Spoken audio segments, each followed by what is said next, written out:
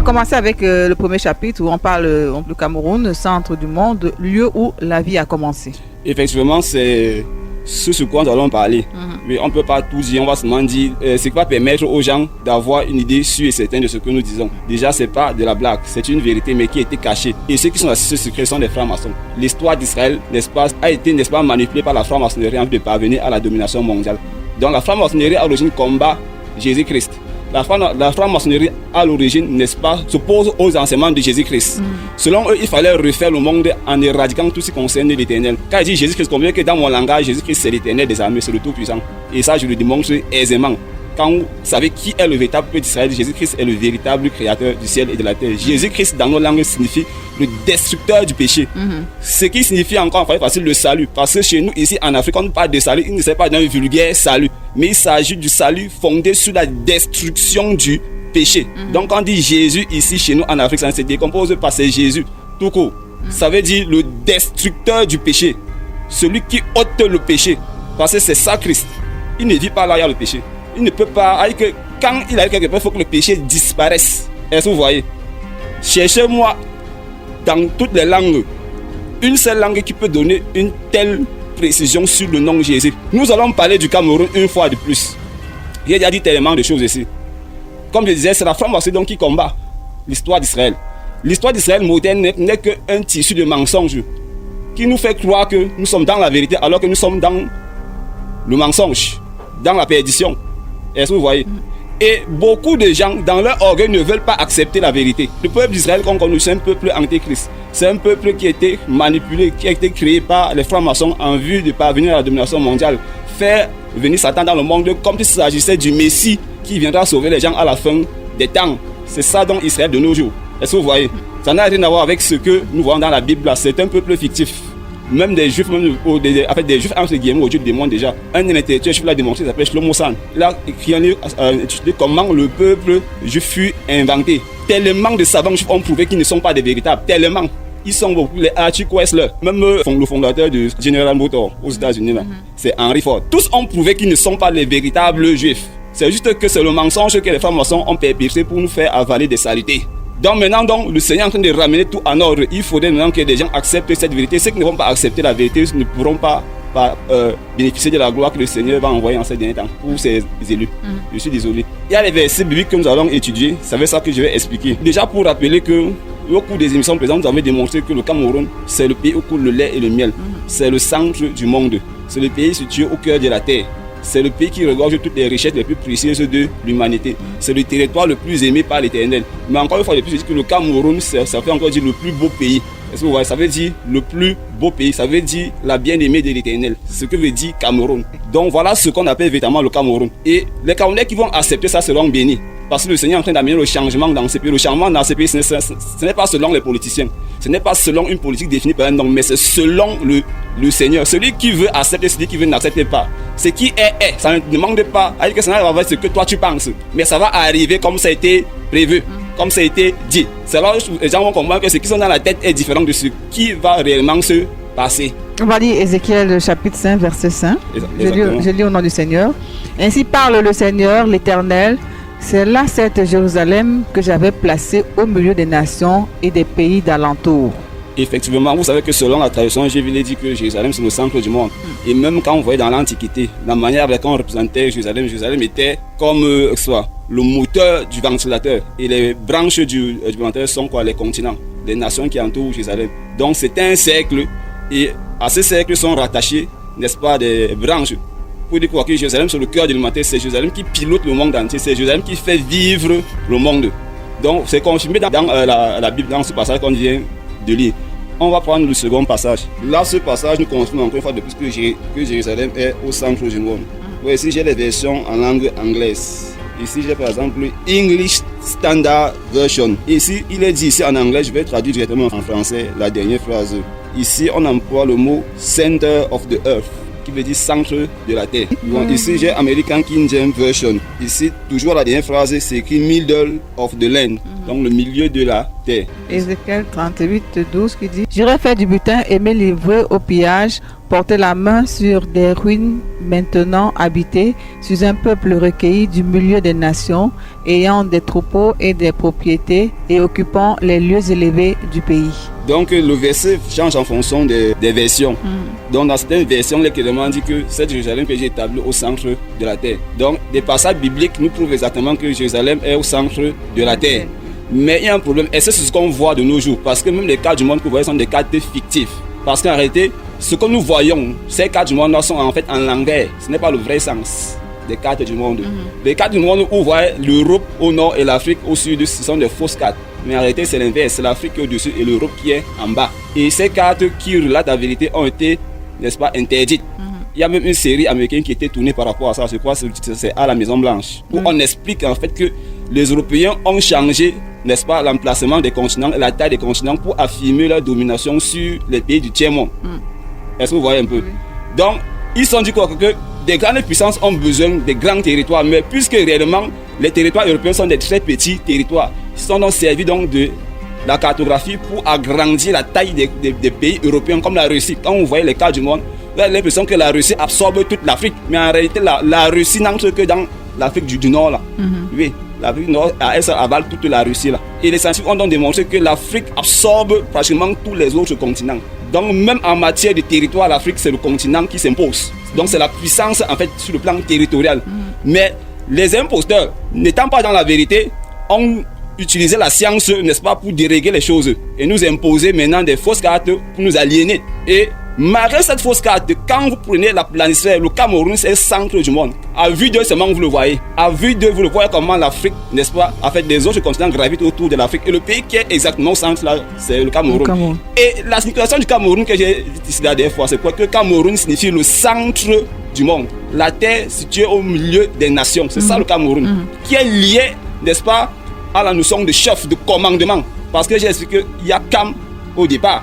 Cam qui a donné ce qu'on appelle le Kukuma en Ewondo, ou bien le Kuma, en qui on dit Kuma, en Ingala Kuma, en Ewondo, Kukuma. Ça veut dire le chef, celui qui prend les décisions. Ce n'est pas par hasard. Donc la notion de centre est associée à la notion de preneur de décision, le centre des décisions. Le Seigneur ne fait pas des choses par hasard. Tout coïncide parfaitement. Est-ce que vous voyez?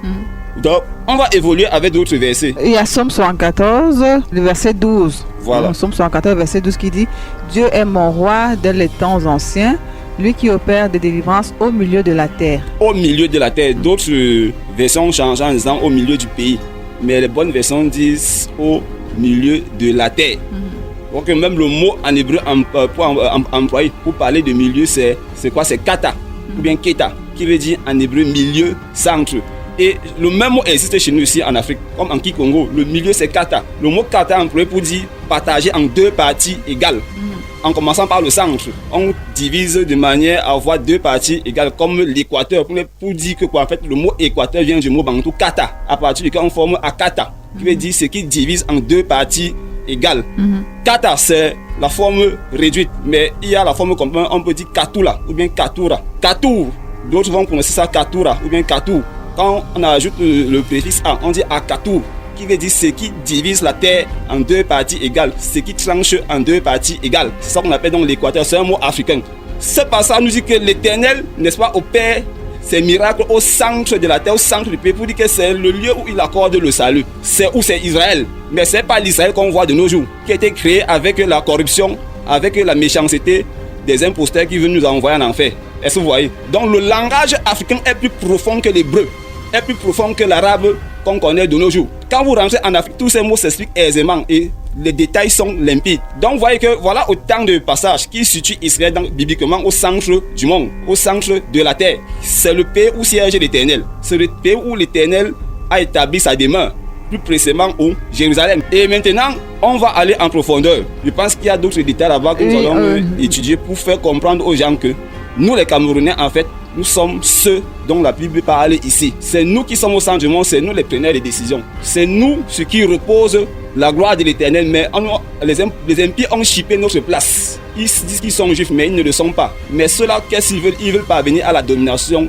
des nations à la domination mondiale. Et leur Messie, c'est Satan, qu'ils attendent dans leur fausse Israël. On va poursuivre avec déjà le petit A qui dit que veut dire Sion chez les Bantous. Avant d'expliquer Sion, on va d'abord lire Psaume 87. Oui. C'est ça que je vais expliquer. Le Psaume 87, j'ai dit au nom du Seigneur. Elle est fondée sur les montagnes saintes, c'est-à-dire Jérusalem. L'Éternel aime les portes de Sion plus que toutes les demeures de Jacob. Oui. Des choses glorieuses ont été dites sur toi, ville de Dieu. Je proclame l'Égypte et Babylone parmi ceux qui me connaissent. Voici le pays des Philistins, Tyr avec Éthiopie. C'est dans Sion qu'ils sont nés. Et de Sion, il est dit, tous y sont nés, et c'est le Très-Haut qui l'a fermé. L'Éternel compte en écrivant les peuples. C'est là qu'ils sont nés. Et ceux qui chantent et ceux qui dansent s'écrient, toutes mes sources sont en toi. Voilà un passage que j'aime bien dans la Bible. Ici, ce passage, n'est-ce pas, pour moi, je vais faire le lien avec le fait que Jérusalem est au centre du monde. Si Jérusalem est au centre du monde, ce passage nous dit que quoi? Que en fait, c'est à Jérusalem que les nations sont nées, puisque Jérusalem c'est le centre du monde, c'est le cœur de l'humanité. Et Sion, c'est la cité principale de Jérusalem. Est-ce que vous voyez? David nous dit que c'est là que les nations sont comment nées. Il dit ici, je vais lire dans une autre version. Ici, j'ai la traduction, je crois que c'est la Bible en français courant. Ô cité de Dieu, ce qu'il dit de toi est tout chargé de gloire. Devant ceux qui me connaissent, je mentionne les gens d'Égypte et de Babylone, de Philistie, de Tyr et d'Éthiopie. Ils sont nés dans ces pays. La raison ici dans ces pays-là. Or, tu vois un peu comment les impies manipulent les Écritures. Normalement, la raison, c'est dans ce pays-là, à Sion. C'est là qu'ils sont nés. Oui. C'est ça les bonnes versions. C'est là qu'ils sont nés. Donc c'est à Sion que l'humanité a vu le jour. Ici, ce sont les nations africaines. L'Éthiopie, Babylone, l'Égypte, Tyr, Philistie. Les Philistins font partie des Égyptiens. C'est une branche des Égyptiens selon la Bible. Parce que la Bible dit que les Philistins sont nés d'une union entre deux familles égyptiennes, les Kaslouim et les Patrousim. Donc tous là, ce sont des peuples de race noire. Ils sont nés où? À Sion, c'est-à-dire au centre du monde. Là où l'Éternel accorde le salut. Est-ce que vous voyez? Maintenant, est-ce que, selon l'histoire, il est reconnu que la terre d'Orient là-bas, c'est la terre où les nations ont vu le jour? Jamais. Même les grands scientifiques savent que c'est l'Afrique qui est le berceau de l'humanité. C'est en Afrique que le premier homme a apparu. Tout le monde le sait. Ce n'est pas quelque chose qu'on va se mettre par derrière pour parler. Et dans l'histoire, on parle de l'Éthiopie. On dit que c'est là-bas qu'on a trouvé les ossements les plus anciens. Jamais on parle de l'homme d'Oloé avec d'autres noms. On dit que c'est là-bas qu'ont été trouvés les ossements des hommes les plus anciens. Donc, beaucoup de livres d'histoire à l'époque disaient que c'est d'Éthiopie que vient l'homme le plus ancien. Est-ce que vous voyez? Maintenant, problème, est-ce que c'est là-bas où se situe l'Éthiopie? Parce que l'Afrique, n'oubliez pas, telle qu'elle se présente maintenant, c'est une Afrique stratégique qui est très importante pour les grandes puissances. Parce que ces gens savent comme ils ont tricoté notre histoire pour nous perdre. Ils ont mis l'Éthiopie là-bas à l'orient de l'Afrique. Mais est-ce que c'était là-bas donc l'Éthiopie? Non. Bibliquement, Éthiopie signifie pays de couche. Ce n'est pas le pays qu'on appelle aujourd'hui Éthiopie. C'est le pays de Couche. Et Couche avait plusieurs fils parmi lesquels les Babyloniens. Vous voyez que ces gens ont changé la carte du monde. Ils ont changé l'emplacement des pays. Ils ont, n'est-ce pas, fait tout un sale boulot pour perdre les gens. Maintenant, le Seigneur est en train de ramener tout en ordre pour que les gens soient fixés par rapport à la vérité. Maintenant, qu'est-ce qu'on va faire? L'Éthiopie, qu'est-ce que ça signifie réellement? Puisque David nous dit ici que les nations sont nées à Sion, et parmi ces nations, il y a les Éthiopiens, il y a les Philistins, les Babyloniens, etc. C'est donc les Africains, les nègres, c'est eux qui sont les premiers. Voilà. Que signifie donc Sion, premièrement, avant d'arriver à Éthiopie? Que signifie Sion? D'abord, en hébreu, qu'est-ce qu'on dit par rapport à Sion? Regardez vous-même. Allons-y en hébreu, ça on connaît qui est faux, qui est vrai. On dit, définition de Sion. Sion, en hébreu, signifie quoi? Sécheresse, territoire ou sol desséché. Généralement traduit par terre brûlante, lieu desséché. Ce mot Sion tire ses racines du mot Tia, qui signifie brûler, sécher, le feu, etc. Et Tia aussi en Afrique, en Kikongo par exemple, c'est aussi le feu. C'est aussi la chaleur. Mais ce n'est pas de là que le mot Sion tire ses origines. Donc, est-ce que ce mot Sion en hébreu cadre avec ce qui est écrit? Parce que si vous lisez dans Psaume 133 et ailleurs, David nous parle de Sion comme étant la terre de repos, la terre que l'Éternel s'est choisie pour y demeurer. Est-ce que vous voyez? C'est le lieu où l'Éternel accorde la paix, le salut. C'est la terre sainte de l'Éternel, la préférée. Vous voyez que la définition de Sion en hébreu ne cadre pas avec ce qui est écrit. Or, chez nous en Afrique, que veut dire Sion? Sion, généralement, les gens ne savent pas. En Ewondo, dans les langues bédies en général, même chez les Bassa, les Yambassa, on dit généralement Tisson ou bien Tiswan. Mais ils ne savent pas que c'est ce que veut dire Sion. Parce qu'en fait, ce mot Tiswan se décompose. Il y a Ti, il y a Swan. Si ou Ti, ça veut quoi? C'est la terre. Tout comme ici, j'ai ici en hébreu, il y a Ti et Yon. Tion, terre sèche, terre desséchée. Et chez nous aussi en Afrique aussi, on dit Tiswan ou bien Tisson. J'aimerais dire en français, ça veut dire la ville. Mais le mot ville est encore synonyme de terre. Parce que s'il veut dire la terre, dans toute langue, ça veut dire la ville, la région, le pays, la contrée, le territoire, etc. Maintenant, il y a l'autre mot swan ou bien son. Le bon mot complet, on dit, d'autres disent swano, swano, sono. En Kikongo, on dit sona, ça veut dire le repos. Ça veut dire l'origine. Ça veut dire le point central. Est-ce que vous voyez un peu? Donc, si on prend les deux mots, ti et son, ou bien ti et swan, ça veut dire la terre originelle, la terre centrale, le centre du nombril de la terre. Parce que swano, swan, sona, ou bien yona, yoni, chez nous ici en Afrique, veut dire le centre du nombril de la terre, l'origine de la vie. Ce qui a donné en sanskrit le mot yoni, qui veut aussi dire l'origine de la vie. Mais de nos jours en sanskrit, ça s'utilise pour parler de l'organe génital femelle.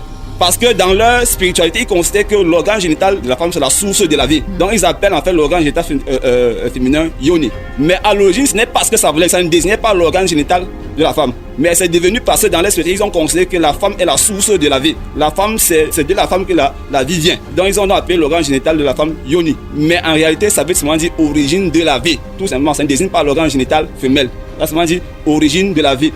Centre du nombril ou bien nombril tout court, l'ombilique. Est-ce que vous voyez? Ça veut aussi dire repos, gloire, paix, calme.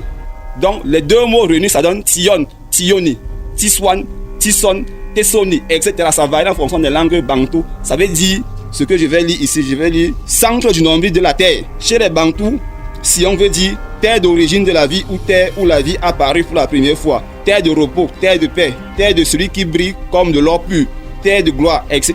Parce que le mot Yoni, Soni, veut encore dire la pudeur. Ça veut encore dire le jaune d'or. Comme par exemple le jaune d'or, ça veut dire une gloire incorruptible. C'est ça qui veut dire donc Sion. Donc Sion, c'est la terre où réside réellement l'Éternel. Vous voyez la différence qu'il y a entre les Hébreux et les Bantous. Pas le même mot, mais regardez comment c'était déformé carrément. C'est pas le seul mot. Je peux vous sortir avec une quantité de mots et de mots qui étaient déformés en hébreu. Mais quand tu rentres chez les Bantous, le sens de ça est clair et limpide. Donc vous voyez que quand on ramène la Bible dans le contexte bantou, David a raison. David a raison. C'est à Sion que les nations sont nées. Quand maintenant je rentre dans un livre apocryphe, livre de Jubilé, chapitre 8, verset 17, Noé qui parle, il dit ceci. Et Sion, c'est le centre du nombril de la terre. Voilà qui a raison. Entre Noé et David, les deux ont raison. Terre claire. Donc c'est pour ça qu'il faut un réveil. Que les gens cessent d'aller se faire tromper par ces barbares qu'on appelle juifs. Qui se servent de ce nom pour pousser les gens à aller, n'est-ce pas, enseigner des faussetés, des conneries, des choses qui n'ont aucun sens, des adorateurs de Shekinah, le dieu Pan, le dieu du soleil couchant. Dans leur histoire, ils ont dit que Jérusalem, c'est la ville du dieu du soleil couchant, donc la ville du dieu des enfers. Ce que veut dire Shalom, Shalem, dans leur fausse histoire, parce qu'ils disent que Shalem, c'était le dieu des Jébusiens, qui était considéré comme le dieu de la fertilité, c'est-à-dire que le dieu de la pornographie. Quand on entendait le dieu de la fertilité, c'est le dieu du paganisme sexuel, le dieu de la pornographie. Quand vous entendez le dieu du soleil couchant, c'est le dieu des enfers, des ténèbres. C'est Satan en personne. Allez, je le discute. Allez chercher vous-même, vous voulez me dire. C'est qui disent de Jérusalem? C'était une ville des païens, des idolâtres. Donc, et Shalem, c'était donc le dieu de la ville où les Cananéens résidaient. Donc, il s'appelait Shalem, le dieu des enfers, le dieu des ténèbres, le dieu du soleil couchant. Là, le soleil meurt. Et quand le soleil meurt, qu'est-ce qui prend place? Les ténèbres. Donc voilà en fait votre Jérusalem où partez, vous procédez devant leur faux mur là. Ils appellent ça le mur des lamentations. Dans la Kabbale, quand les grands maîtres rabbins définissent ce mur comme étant le mur occidental, le mur situé à l'extrême ouest, ou bien l'ouest tout court, où réside la présence divine qu'ils appellent Shekinah. Quel est ce Dieu là qui réside à l'ouest? Ça c'est une tradition celtique qui dit que quoique l'extrême ouest ou bien l'ouest tout court, c'est là réside le dieu Nyx, le dieu de la nuit, le dieu des ténèbres. Nyx veut dire les ténèbres, ça veut encore dire la nudité, le paganisme sexuel. Vous voyez? Non, moi je ne discute pas, je suis clair dans mes propos. Allez vérifier, vous venez me dire. C'est ça que je donne mon numéro, même les vidéos que je publie sur YouTube, je laisse mon numéro, je ne me cache pas. Allez chercher. Si vous aimez la vérité, affrontez la vérité et acceptez-la. Donc je viens pas ici marcher mes mots, tout ce qui est déjà, allez chercher. On peut continuer. Ok, on va continuer avec que veut réellement dire Éthiopie. Voilà. Maintenant, le mot Éthiopie, j'ai m'en défini en grec par noir. On dit que Éthiopie veut dire noir, ceux qui étaient brûlés par le soleil. Et les juifs actuels interprètent ça par couche, qui veut dire ici noir, ceux qui ont le visage brûlé. Mais en réalité, Éthiopie ne veut pas dire noir ou bien ce qui était brûlé par le soleil. Mais Éthiopie vient de Kikongo Katiopa, composé de la racine Kati, qui veut dire milieu, centre. Et dans la tradition Congo, le Katiopa, c'est la terre du milieu. C'est la terre où brille le soleil. Est-ce que vous voyez? C'est la terre centrale. Ils disent donc que c'est de là qu'ils sortent. C'est là où les ancêtres ont vécu au Katiopa, sur cette terre bénite. Ils disent que c'est la terre bénite de Tata Nzambe. C'est le Toto Wasambu, c'est-à-dire la terre bénite, où Tata Nzambe a établi les premiers pères de l'humanité. C'est de là qu'eux ils sortent. Donc, ça qu'on appelle Katiopa. Ça commence par Katiopa. Et ça varie maintenant en Atiopa, Éthiopie, Atiopa, etc. Que les Grecs ont interprété par noir. En réalité, c'est là où vivaient les nègres. C'est pas que ça signifie noir, mais c'est parce que ceux qui vivaient sur le territoire appelé Éthiopie étaient des nègres. Mais ils ont changé la situation pour nous perdre. Ils ont mis ça d'abord du côté de l'Orient. Or, c'est ici en Afrique centrale, plus précisément au Cameroun. Pas le Cameroun actuel, mais je parle de l'ancien Cameroun. Parce qu'actuellement, si vous partez au Nigeria, il y a 2 villages, bien 2 villes dans la province du Delta qui s'appelle Éthiopie. Il y a Éthiopie Est et Éthiopie Ouest. Coïncidence ou signe du destin. Et cette Éthiopie signifie encore en Kikongo la Méditerranée, ce qu'on appelle la Méditerranée en fait. C'est comme ça qu'eux appellent la Méditerranée dans la langue, donc Éthiopie, Katiopa. Parce que Méditerranée veut dire la terre du milieu. C'est composé de Midi et de Terranus. Terranus qui veut dire terre et Midi qui veut dire milieu, donc Méditerranée veut dire la terre du milieu, mais ils ont tricoté l'histoire du monde, ça allait mettre ça là-bas. Et maintenant, quand je rentre dans les vieilles cartes d'Afrique, j'ai étudié une vieille carte d'Afrique. J'ai vu Méditerranée au niveau de l'Afrique de l'Ouest, entre le Ghana et la Côte d'Ivoire. Coïncidence ou signe du destin. Et anciennement, l'océan Atlantique s'appelait mer Méditerranée, en fait, bien mer d'Éthiopie. C'est ce que les Bas-Congo appellent le Katiopa Kalunga. C'est-à-dire que la mer du milieu, la mer centrale. Prenez les vieilles cartes d'Afrique, vous voyez ça. Ok, on a eu ce que veut dire réellement Éthiopie. Et où était alors la mer Méditerranée? C'est exactement ce qu'on appelle l'océan Atlantique. L'océan Atlantique. C'est là le milieu, la terre centrale, la terre où brille le soleil. C'est là donc l'Éthiopie où les nations sont nées. Au Cameroun, qui est aussi le centre du monde, la terre qui regarde toutes les richesses les plus précieuses, là où les nations sont nées. Plus précisément ici à Yaoundé 7, Jérusalem. 7, ça veut dire ce qui est consacré à l'Éternel, la terre consacrée à l'Éternel. Oui. Est-ce que vous voyez? C'est ça qu'on parle des 7 collines. J'ai expliqué ça la dernière fois. Les 7 collines veut dire les trônes consacrés à l'Éternel, les trônes de justice, de jugement consacrés à l'Éternel. Ça forme un double enclos. Il y a l'enclos principal qui est Yaoundé 7. Maintenant, il y a le grand enclos qui va jusque dans l'allée qui est. C'est ça qu'on appelle Jérusalem. C'est un gigantesque territoire qui peut regorger des millions et des millions de personnes. C'est ça que quand vous lisez dans Actes des Apôtres, la Bible dit que toutes les nations qui sont sous la terre étaient où? À Jérusalem, quand le Saint-Esprit était descendu. Maintenant, dites-moi que c'est sur, c'est pas 125 km². Une ville qui est plus petite que Yaoundé. Toutes les nations de la terre étaient réunies. Tout Israël actuel est plus petit que le département du Oignon. Tout Israël actuel fait environ, la superficie varie entre 20 et 22 000 km². Mais le département du Oignon va au moins à 36 km². Territorialement parlant, selon la Bible, ils sont faux. Étudier le territoire d'Israël selon la Bible et comparer ce qu'on voit aujourd'hui, c'est archi faux. Ils ont tout faussé. C'est tout. On va poursuivre avec le grand 2 où on parle le Cameroun et la tribu des Lévi. Oui, et dans ce programme, si j'ai décidé de toucher également les autres patriarches, on a tellement parlé de Judas ici. Oui. Maintenant, où sont ses frères? Parce que les Kamites, nos chers menteurs, ils disent que les Yaoudas, donc les Juifs, étaient des Égyptiens qui adoraient un dieu appelé Aton. Est-ce que vous voyez? Et ce sont ces Yaoudas qui ont été chassés de l'Égypte et ils sont venus s'installer ici au Cameroun. Voilà ce qu'il nous raconte, ce qui est d'ailleurs très faux. Il veut dire que cherchez les noms égyptiens en Afrique, vous ne trouvez pratiquement pas de noms égyptiens. L'Afrique est bourrée de noms sémites. Cameroun, Togo, Bénin, Ghana, Congo, Côte d'Ivoire, etc., etc. Ce sont des noms sémites. Ça, ce sont des choses qui sont déjà évidentes. Même nos langues sont des langues sémitiques. Et quand on étudie même leurs hiéroglyphes là, on se rend compte que la langue égyptienne est pauvre. Seulement au niveau du mot Kam. L'hébreu actuel explique le mot Kam plus que les hiéroglyphes. Le mot Kam est limité. Quand on dit Kam dans la Bible, Cham, c'est un nom juif, c'est pas un nom égyptien. Comment une civilisation qui a été avant, comment je peux dire ça? Si la civilisation égyptienne était la première, comment se fait-il que Kam est un nom juif? Et ce nom juif est plus précieux en langue hébraïque qu'en langue égyptienne. Est-ce que vous voyez un peu? Parce qu'ils nous disent depuis que Kam ou bien Kama, ça veut dire noir. Quand on dit Kemet, ça veut dire la terre des noirs. Or, ce n'est pas que le sang de Kemet. Et ici, il faut savoir que Kama désigne le patriarche. Et Ses enfants ont récupéré son nom pour se définir en tant que les fils de Cham. Quand on dit Kemet, ça veut dire le pays de Cham. Et ce n'était pas que les Égyptiens. Cham a eu 4 fils selon la Bible. Il y a les Cananéens, ce sont aussi des Kamites. Les Cananéens sont des Kamites, ce sont les fils de Cham. Les Babyloniens sont des Kamites. Les Couchites sont des Kamites. Les Poutites sont des Kamites. Voilà un autre fils de Cham qu'on ne parle même pas. Pout. Ce sont tous des Kamites. Mais l'histoire moderne nous fait croire que c'est seulement les Égyptiens, ce qui est très faux. C'est là où je demande aux gens de faire attention. Cham ne se limite pas à l'Égypte. Cham a eu plusieurs fils. Et quand on parle de Kamites, ce n'est pas que les Égyptiens. Donc on voit un peu comment est-ce que ces imposteurs nous trompent. Donc il faut être éveillé. Aller étudier les langues africaines, c'est facile. Moi je ne parle pas couramment ces langues parce que moi je n'ai pas assez de moyens pour aller m'inscrire dans les grandes écoles qu'on a un peu de partout. Non, je me limite pour l'instant aux mots précieux pour montrer que c'est l'Afrique qui prend place lorsqu'on parle de Bible. Ce ne sont pas les colons qui ont amené la Bible ici là. Jamais. Ça c'est un mythe, c'est une farce. Ils ont fait ça pour nous détourner de Jésus-Christ. Pour nous mettre la haine dans le cœur contre le Seigneur Jésus-Christ. Parce que c'est un plan pour nous manger. Dépouiller l'Afrique de son maître. C'est-à-dire que c'est un plan pour nous séparer du Christ afin que spirituellement nous soyons mangeables. Ils ont dressé contre notre histoire. Aujourd'hui, quand on maudit la Bible, nous sommes en train de nous maudire nous-mêmes.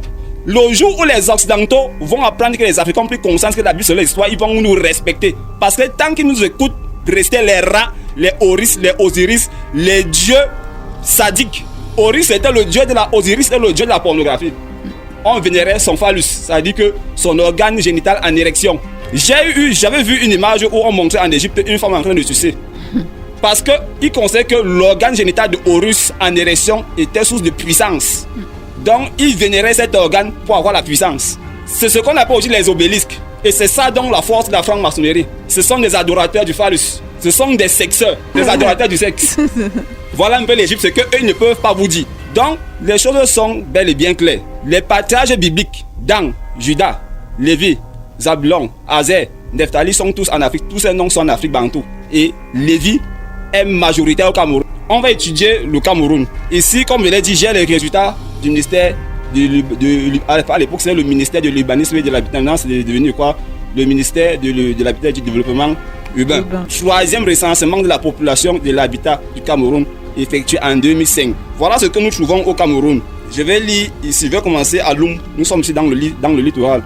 Loum est une commune du Cameroun située dans le département du Mongo et la région du littoral sur la route Douala-Konsamba. Lors du recensement de 2005, la commune comptait 39 707 habitants, dont 37 537 pour Loumville. Outre Loum, la commune comprend les villages suivants. Je ne vais pas tout citer, je vais prendre quelques. Il y a Nkombassi, il y a Ngondo 1, Ngondo 2, Ngondo 3, il y a Banika, il y a Bonandom 2 et il y a Balondo. Enfin, on trouve Bona Lebe. Bona Lebe. Que signifie Bona Lebe? Sachez qu'ici en Afrique, le nom de Lévi c'est Lebe. Ailleurs, ça varie en Lévi. C'est d'ailleurs même ce mot qui a donné le nom amour. On parle de love en anglais. Parce que chez les anglo-saxons, l'amour, par exemple, en allemand, l'amour c'est quoi? C'est libre. Et chez nous, ici en Afrique, Lévi, en Kikongo, ça vient du verbe leba, qui donne le nom verbal Lébi, qui veut dire celui qui prie pour, celui qui a de la compassion pour, celui qui prend soin d'eux. Et on se comprend. C'est ça qui a donné le mot amour en anglais. Et une autre variante, c'est loba, qui veut dire aimer, s'attacher, à passer l'amour, c'est un sentiment d'attachement. C'est ce que veut dire Lévi. On dit loba ou bien lobi. D'autres vont prendre ça lobé. Je continue donc. Bona Lébé veut dire les fils de Lévi. Il faut remarquer que nos frères du littoral ont conservé une nomenclature sémitique. Quand on dit Bona Lébé, Bona Moussadi, les Bona Léa, les Bona Beke, les Bonadjo. Bonateki. Voilà. Ça, c'est une nomenclature sémitique. Parce qu'aujourd'hui, chez les faux juifs et chez les faux arabes, là, ils disent Ben ou Bena. Les juifs, peut-être, on dit les Béné Israël, on dit les fils d'Israël. En là, chez les savants, on va dire Bona Israël. Bona, c'est le même nom que Béné ou bien Bena, Ben. Ça veut dire fils de, enfant de. Les savants ont pris ça, cette nomenclature sémitique. Donc voilà un nom, Bona Lébé, ça veut dire les fils de Lévi. On continue. Ici, nous sommes à Matap. Matap est une commune du Cameroun située dans la région de la Damawa et le département de la Vina. On y exploite des gisements de bauxite.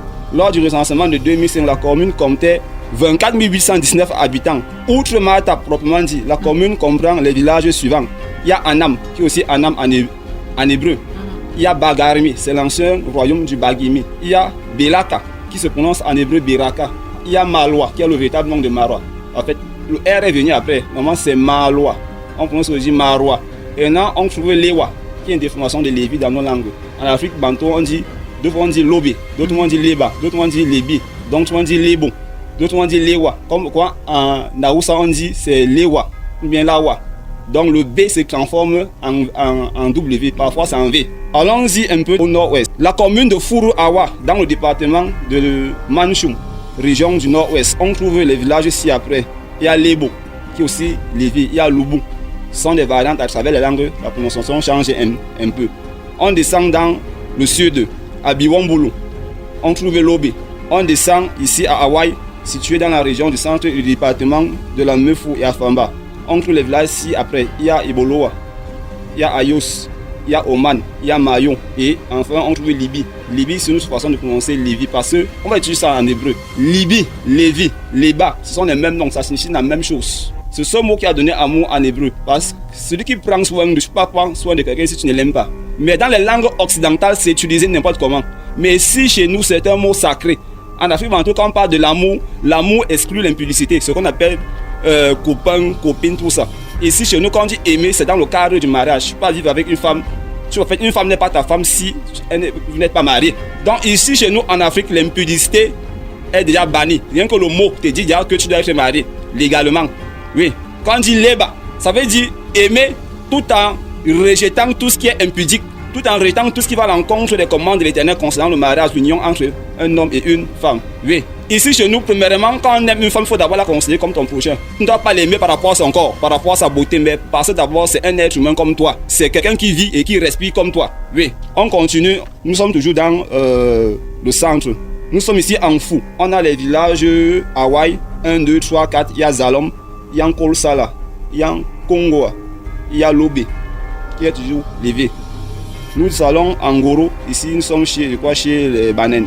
On a Labo, qui est toujours une déformation de Lévi. Nous allons à Okola, dans la région du centre du département de la Leki. On trouve les bottes, il y a T à la fin. Normalement, c'est un peu Leboti, qui veut dire pays de Lebo, pays de Leba, pays de Lévi. Voilà le Ti, qui veut dire terre, territoire, etc. On trouve également les Boudi. Les Boudi, peut encore se dire les Bouti, mais les Boussi, ça se décompose Lebo et Si, ça dit terre de Lévi, pays de Lévi. Bon, en français, on dit tribu. On continue. Tout le monde connaît le Dia et Lobon.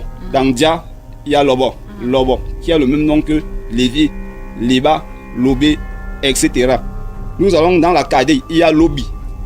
Nous allons à Ikondo Titi, nous sommes dans le sud-ouest, il y a Lobé, etc. Ce nom se trouve pratiquement dans toutes les régions du Cameroun. Et la prononciation change juste, mais ça désigne la même personne.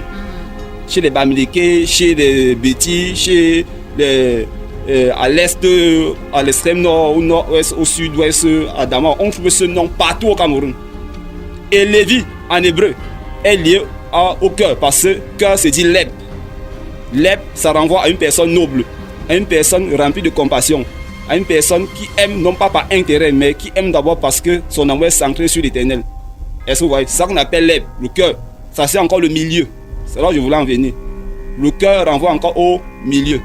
Et ce nom, Lévi, Léba, Lébo, Laba, Lobé, Léva, ce nom se trouve un peu de partout comme ça signifie aussi le cœur. La Libye, normalement, ici chez nous, ça signifie le cœur de l'Éternel. Libya, le cœur de l'Éternel. Libya, le cœur avec Ya, Libye, le cœur de l'Éternel. Donc, ceci définit encore le Cameroun comme le cœur vraiment, avec là où l'Éternel est franchement assis. Parce que quand on dit Cameroun, c'est la dernière fois que c'est une cam suivie de Héroun. Ça rentre dans la deuxième manière de comment ce qu'on appelle Cameroun. Et ça, c'est l'héritage de Lévi. Il a reçu la terre où coule le lait et le miel. Et c'est ça qu'on appelle une cam ou bien Kama. Il y a maintenant Héroun, qui le bon nom c'est Aluna, ou bien Eloune, qui veut dire quoi? Le souverain sacrificateur. Ça, c'était les fils de Lévi. Ils ont reçu ce territoire, la plus belle portion. Parce que la sacrificature, c'était la plus haute fonction en Israël. C'était les fils de Lévi qui étaient au-dessus de tout en Israël. Après viennent les fils de Juda qui avaient la royauté. Les fils de Lévi avaient le sacerdoce. Les fils de Juda avaient la royauté. Les deux formaient ce qu'on appelle la tribu de Juda. En réalité, parce qu'en réalité, il y a une différence entre Juda et Yaouda. Juda désigne Lévi et Yaouda, le quatrième fils de Jacob. Les deux forment le grand royaume de Juda, qui est un royaume indissolvable, inséparable, un et indivisible.